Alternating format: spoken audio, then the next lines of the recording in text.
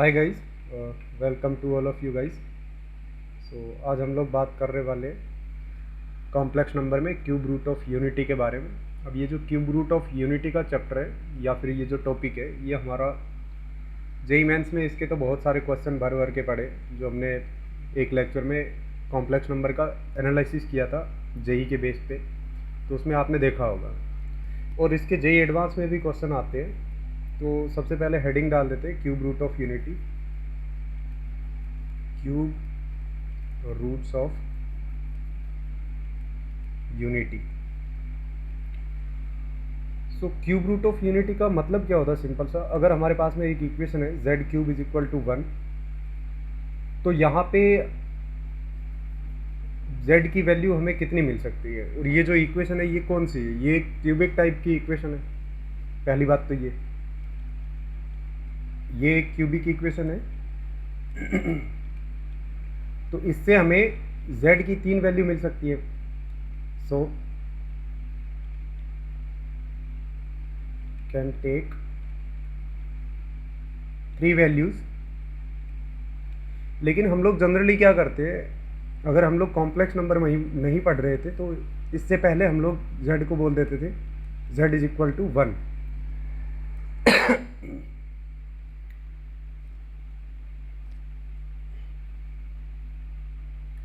जैसे अगर हम लोग यहाँ पे देखें तो z को हम लोग लिख सकते हैं 1 की पावर 1/3।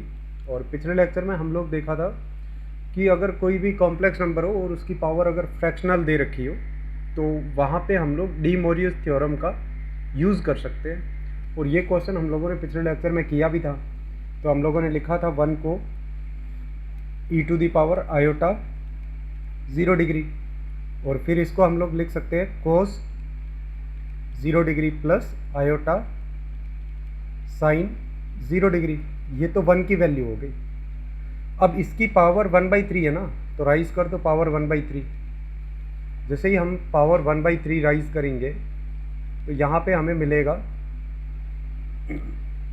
कोस 2r pi plus 0 into 1/3 plus iota sign 2r pi plus 0 into 1/3। और जहाँ पे r की वैल्यूज़ जो है वो 0, 1 और 2 हो सकती है। जैसे ही r की वैल्यूज़ हम लोग पुट करेंगे तो यहाँ पे सबसे पहला सॉल्यूशन तो हमें मिल जाएगा कोस 0 प्लस आयोटा साइन 0, और दूसरा सॉल्यूशन हमें मिलेगा कोस 2π/3 प्लस आयोटा साइन 2π/3, ये हमें मिल जाएगा। और तीसरे सॉल्यूशन की बात करें तो वो हमें मिल जाएगा कोस 4π/3 प्लस आयोटा साइन 4π/3, ये हमें मिल जाएगा। अच्छा, अगर हम लोग इस इक्वेशन को जैसे इस तरह से सोल्व करें कि जैसे Z cube is equal to 1 है, तो इसको हम लोग लिख सकते हैं Z cube minus 1 is equal to 0।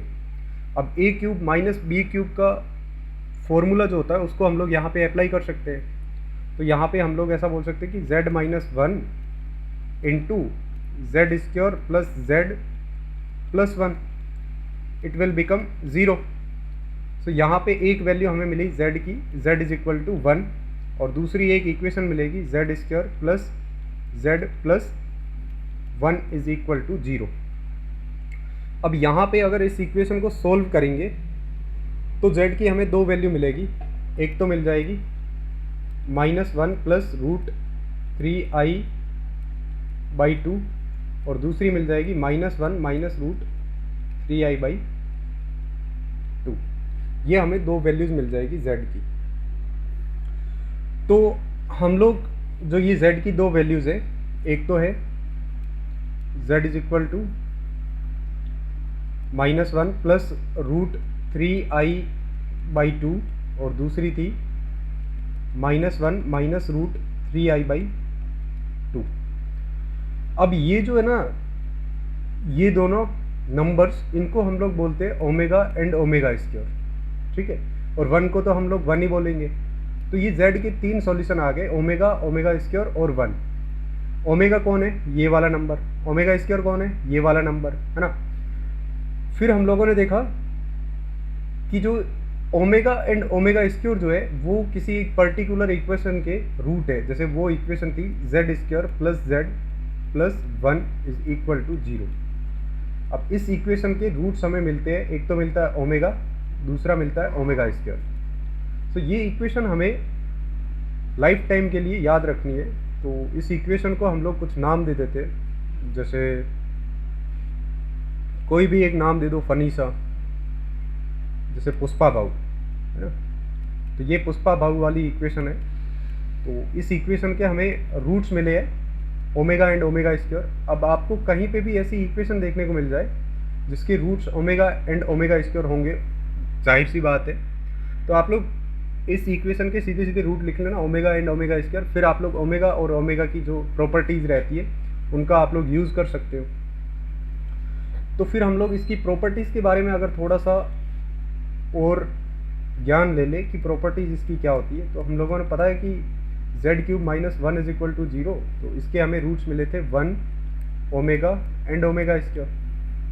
अच्छा, तो हमें पता है कि अगर कोई भी एक क्यूबिक इक्वेशन हो तो उसमें सम ऑफ जो रूट्स रहता है, सम ऑफ रूट्स वो रहता है -b/a। जैसे एक ऐसी क्यूबिक इक्वेशन है ax³ + bx² + cx + d is equal to 0। तो इस क्यूबिक में सम ऑफ रूट्स जो है वो -b/a होएगा। तो यहाँ पे z² का कोफिशिएंट है ही नहीं जिसको हम लोग 0 एज्यूम कर सकते हैं। तो हम लोग ऐसा बोल सकते हैं कि 1 + ओमेगा स्क्वायर जो है इसकी वैल्यू ऑलवेज 0 आती है। पहली तो ये प्रॉपर्टी हो गई इसकी इक्वेशन की कि भाई 1 + ओमेगा स्क्वायर इन तीनों की वैल्यू जो है वो 0 आती है। दूसरा, इनका अगर प्रोडक्ट करेंगे तीनों को एक साथ लेके, product taking 3 at a time, तो ये हमारे लिए हो जाएगा माइनस का d/a, है ना। जैसे अगर ये क्यूबिक इक्वेशन है तो इसके 3 रूट्स है, जैसे अल्फ़ा, बीटा, गामा। तो अल्फ़ा, बीटा इंटू गामा ये हमारे लिए -d/a हो जाएगा। पर ये क्यूबिक इक्वेशन हमारे लिए ये थी ना, तो इसके 3 रूट्स कौन से थे? एक तो था 1, दूसरा था ओमेगा और तीसरा था ओमेगा स्क्वायर। और इसकी वैल्यू हमें मिल गई -d/a की हम लोग वैल्यू की बात करेंगे तो वो आ जाएगा 1। तो एक बात और पता चली कि ओमेगा³ जो रहता है वो हमारे लिए 1 रहता है। तो ओमेगा की प्रॉपर्टी में पहली बात तो ये कि 1 + ओमेगा स्क्वायर जो रहता है वो 0 रहता है। और दूसरी बात ये कि ओमेगा³ जो रहता है उसकी वैल्यू 1 रहती है, ठीक है। और फिर अगर हम लोग ओमेगा की पावर और राइज कर दें, जैसे 4 राइज कर दें, ओमेगा की पावर 4 को हम लोग लिख सकते हैं ओमेगा³ इंटू ओमेगा, है ना।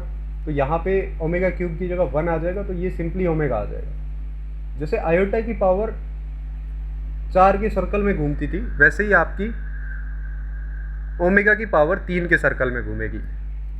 अगर ओमेगा की पावर समथिंग दिख रखा हो, n ले रखा हो, तो सबसे पहले हम लोग n को तोड़ेंगे कि भाई n को 3 से डिवाइड कर दो, और उसके बाद में जो रिमाइंडर बचता है उसको आप लोग ओमेगा की पावर में लगा लो।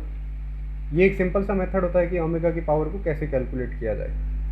तो आप लोग क्या करोगे कि जो भी ओमेगा की पावर में लगा है उसको आप लोग 3 से डिवाइड कर दोगे, और जो रिमाइंडर बचता है वो हमारे लिए ओमेगा की पावर बन जाता है, ओमेगा की पावर r, ठीक है।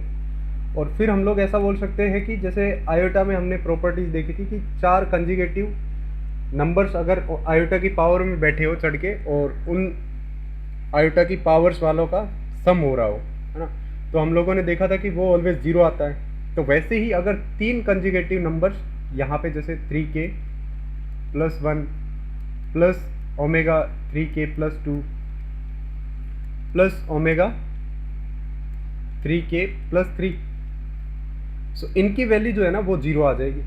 अगर 3 ऐसे कंजुगेटिव नंबर्स ओमेगा की पावर पे चढ़ के बैठे हो, फिर आप लोगों ने सम ले लिया, तो उसकी वैल्यू 0 आ जाएगी। ये तो थी ओमेगा की कुछ प्रॉपर्टीज़। और इस पे हम लोग क्वेश्चंस वगैरह भी करेंगे। तो अब हम लोग देख लेते हैं कि भाई जो ओमेगा वगैरह है ये अलजेब्री में मतलब कोऑर्डिनेट ज्योमेट्री में किस टाइप से ये कहाँ पे लाई करेंगे। तो सबसे पहले हम लोग देखें तो एक तो पहली बात की 1 ओमेगा एंड ओमेगा स्क्वायर जो थे वो रूट्स थे किसके, z³ इज इक्वल टू 1 के। और इसके ही रूट्स हमने दूसरे देखे थे। पहला तो ये था e⁻i0 और दूसरा था e⁻i2π/3 और तीसरा था e⁻i4π/3।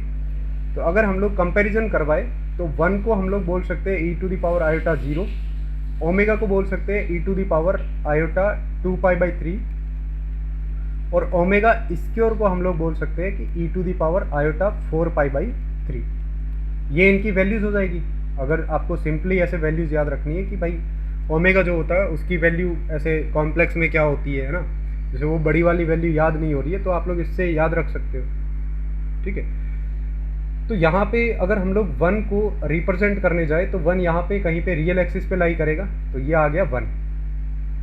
फिर 1 के बाद में 2π/3 एंगल पे ये e⁻i या फिर हम लोग बोल सकते हैं कि ओमेगा लाई करेगा।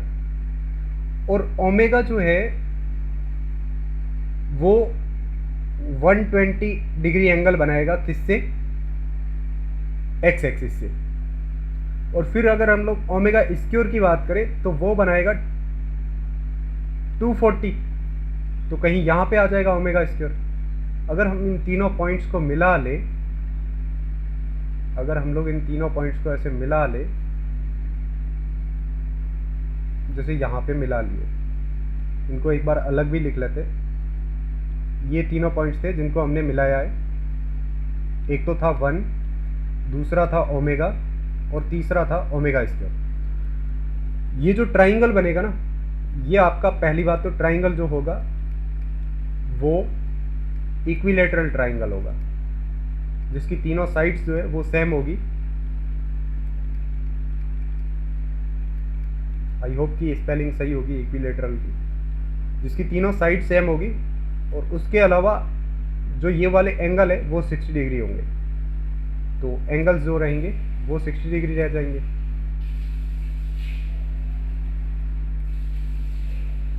ठीक है, ये तो इक्विलेटरल ट्राइंगल बन गया कोऑर्डिनेट ज्योमेट्री के हिसाब से। अगर हम लोग इसको वापस यहाँ पे आर्गेंट प्लेन में ऐसा जमाए तो हम लोगों ने देखा था कि 1 जो है वो यहाँ पे आया था, ओमेगा जो है वो यहाँ पे आया था और ओमेगा स्क्वायर जो है वो यहाँ पे आया था।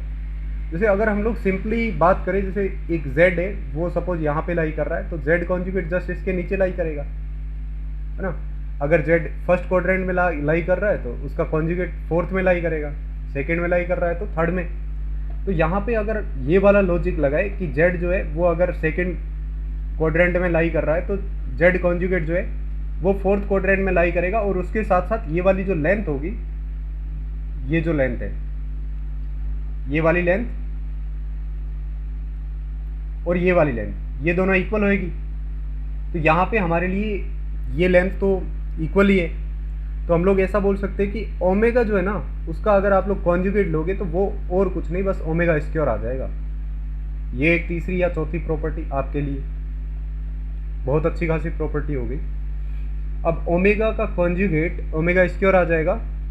और फिर हम लोगों ने ये बोला था कि 1 ओमेगा एंड ओमेगा स्क्वायर ये तीनों मिलके एक इक्विलेटरल ट्राइंगल बनाएगा, इक्विलेटरल ट्राइंगल क्रिएट करेगा। ठीक है, और इसके बाद में हम लोगों ने ये भी देखा था कि 1 एंड ओमेगा के बीच में जो एंगल होगा वो होगा 120 डिग्री का, और ओमेगा एंड ओमेगा स्क्वायर के बीच में जो एंगल होगा वो भी 120 डिग्री का होगा। तो यहाँ पे हम लोग दो कॉम्प्लेक्स नंबर के बीच में अगर एंगल दे रखा हो और दोनों कॉम्प्लेक्स नंबर दे रखी हो तो यहाँ पे हम लोग रोटेशन थ्योरम यूज़ कर सकते हैं। तो इतना दिखते ही हमें रोटेशन थ्योरम याद आ जाना चाहिए, तो रोटेशन थ्योरम का हम लोग यूज़ कर सकते हैं। ठीक है, तो ये तो हो गई क्यूब रूट ऑफ यूनिटी के बारे में कुछ सिंपल सी बातें। इसके अलावा कुछ और बातें करें तो जैसे हम लोगों को पता है कि ये जो क्यूबिक इक्वेशन है इसके रूट्स है 1 omega and omega square.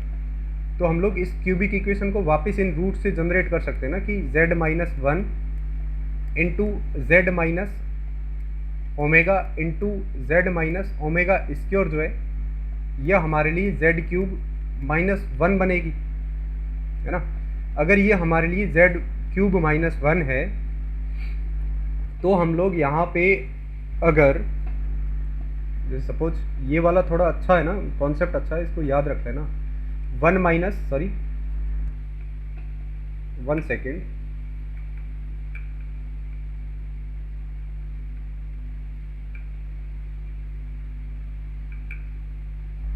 Yes. So z minus 1 z minus omega and z minus omega square जो है ये z क्यूब माइनस 1 होगा।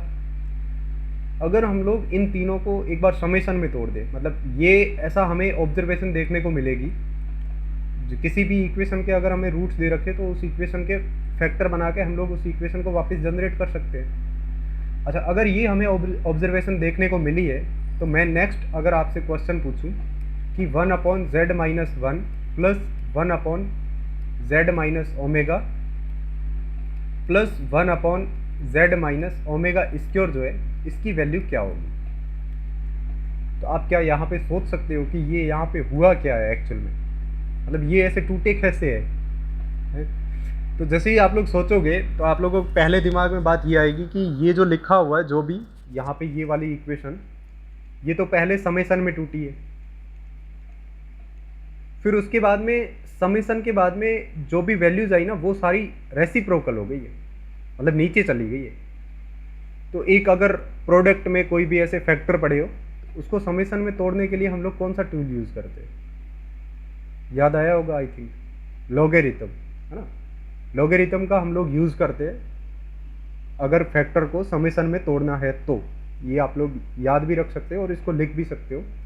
तो जैसे ही अगर हम लोग दोनों साइड लॉग लेंगे इस वाली इक्वेशन का तो हमें देखने को मिलेगा log z minus 1 plus log z minus omega plus log z minus omega square is equal to log z cube minus 1, ये हमें देखने को मिल गया। अच्छा, अब यहाँ पे क्या हुआ, यहाँ पे मतलब यहाँ से अगर यहाँ जाएंगे तो यहाँ पे क्या हुआ, एक्चुअल में जो भी लॉग के अंदर आर्ग्यूमेंट में जो वैल्यू थी वो क्या चली गई, नीचे चली गई। तो लॉग के अंदर की कोई भी वैल्यू को उल्टा करने के लिए, मतलब नीचे लेने के लिए आप लोग क्या करते हो, can you think?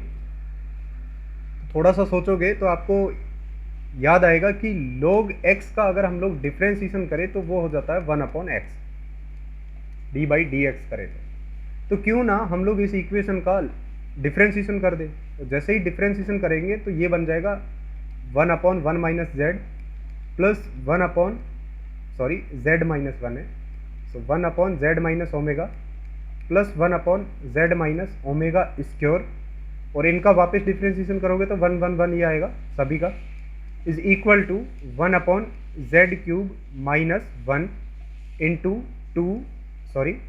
3 not 2, it will become 3. So 1 second, I have to remove this. So यहाँ पे आ जाएगा 3 और ये z स्क्वायर, है ना। तो ये एक प्यारी सी या फिर प्यारा सा रिजल्ट हमें देखने को मिल गया, जिसको हम लोग जो चाहे वो बोल सकते हैं।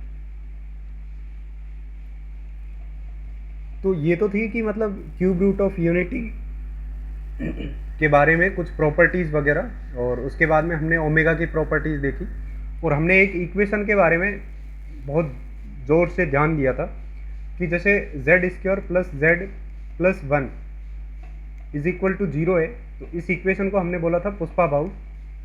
ऐसा क्यों बोला था, क्योंकि अगर ये पुष्पा भाव है तो पुष्पा भाव के पीछे श्रीवल्ली आएगी, है ना, क्योंकि श्रीवल्ली जो है वो पुष्पा भाव की थी ना, मूवी में देखा होगा आप लोगों ने। तो इसके पीछे जो श्रीवल्ली आएगी ना, वो श्रीवल्ली और कुछ नहीं, बस ओमेगा एंड ओमेगा स्क्वायर होगा, है ना। इसको हम लोग श्रीवल्ली बोल सकते हैं। अगर ये पुष्पा बहु है तो ये श्रीवल्ली, है ना। तो ये मतलब फनी सा एक कॉन्सेप्ट हो गया जिसको आप लोग याद कर सकते हो, क्योंकि इस पर है ना बहुत फोकस किया जाता है जेई में, इस पर बहुत सारे क्वेश्चंस आ जाते हैं। तो अगर ये इक्वेशन हमारे लिए पुष्पा बहु है तो इसके रूट्स जो है ना वो हमारे लिए श्रीवल्ली होंगे, है ना। तो आप लोग पुष्पा बहु एंड श्रीवल्ली से याद रख लेना कभी भी कि ऐसी इक्वेशन देखने को मिले तो उसके रूट्स जो है वो ओमेगा एंड ओमेगा स्क्वायर होंगे। अब ओमेगा एंड ओमेगा स्क्वायर अगर रूट्स आ गए तो फिर हम लोग ओमेगा एंड जो ओमेगा की प्रॉपर्टी है, प्रॉपर्टीज ऑफ ओमेगा, उनका हम लोग यूज़ कर सकते हैं। तो हम लोग इस पूरे लेक्चर की एक बार समरी रिवाइज करें तो हम लोगों ने देखा कि z³ इज इक्वल टू 1, इसके 3 रूट्स होंगे। पहला होगा 1, दूसरा होगा ओमेगा और तीसरा होगा ओमेगा स्क्वायर। ठीक है, पहली बात तो ये। दूसरी बात कि इन तीनों का सम 1 प्लस ओमेगा स्क्वायर जो है ये इक्वल टू 0 आएगा। और चौथी बात ये कि 1 को हम लोग लिख सकते हैं e to the power iota 0 और ओमेगा को लिख सकते हैं e to the power iota 2π/3 और ओमेगा स्क्वायर को लिख सकते हैं e to the power iota 4π/3। ठीक है, और उसके अलावा ये जो 1 ओमेगा एंड ओमेगा स्क्वायर है ये एक इक्विलेटरल ट्राइंगल शो करेगा, सॉरी एक इक्विलेटरल ट्राइंगल क्रिएट करेगा। स्पेलिंग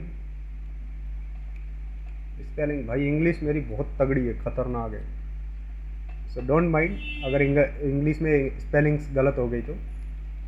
फिर उसके अलावा हम लोगों ने ये देखा कि ओमेगा क्यूब जो है वो 0 देगा, सॉरी नॉट 0, 1 देगा ओमेगा क्यूब। ओमेगा क्यूब की जो वैल्यू होती है वो होती है 1।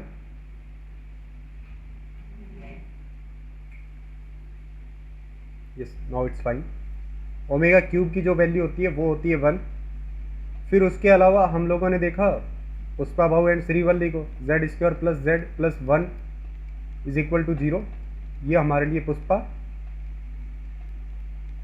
और ओमेगा एंड ओमेगा स्क्वायर दोनों जो है वो श्रीवल्ली हमारे लिए।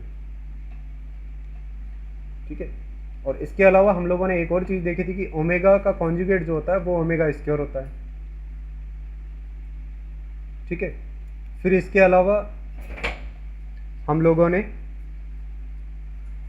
ओमेगा की पावर 3k प्लस ओमेगा की power 3k plus 1 plus omega की पावर 3k प्लस 2, ये जो समेशन है ये 0 निकल के आया था, ये भी हमने देखा। एंड इसके अलावा कुछ हम लोगों ने ऑब्जर्वेशंस वगैरह देखी थी कि जो z-1 into z minus omega into z minus omega square जो है इसको हम लोग z³ -1 बोल सकते हैं। ये तो थी कि मतलब ओमेगा एंड ओमेगा की प्रॉपर्टीज और all about the cube root of unity. अब ये जो क्यूब रूट ऑफ यूनिटी है ये आप लोगों का JEE mains and JEE advance दोनों के लिए भी बहुत ज़्यादा मायने रखता है। सो आई विल रिकमेंड कि आप लोग ये बहुत अच्छे से लर्न कर लेना और इस पे नेक्स्ट लेक्चर में we will do the problem session.